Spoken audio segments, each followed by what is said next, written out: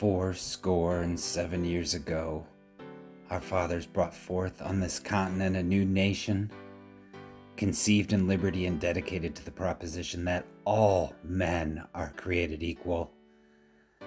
Now we are engaged in a great civil war, testing whether that nation or any nation so conceived and so dedicated can long endure.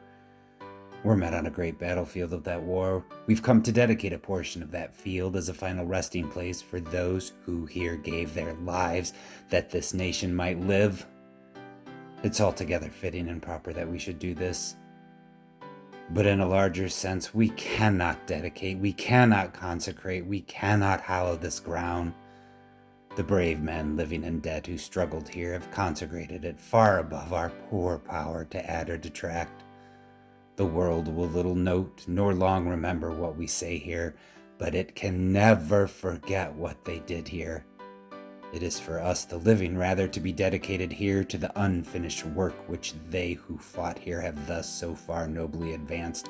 It is rather for us to be here dedicated to the great task remaining before us, that from these honored dead we take increased devotion to that cause for which they gave the last full measure of devotion, that we here highly resolve that these dead shall not have died in vain, that this nation, under God, shall have a new birth of freedom, and that government of the people, by the people, for the people, shall not perish from the earth.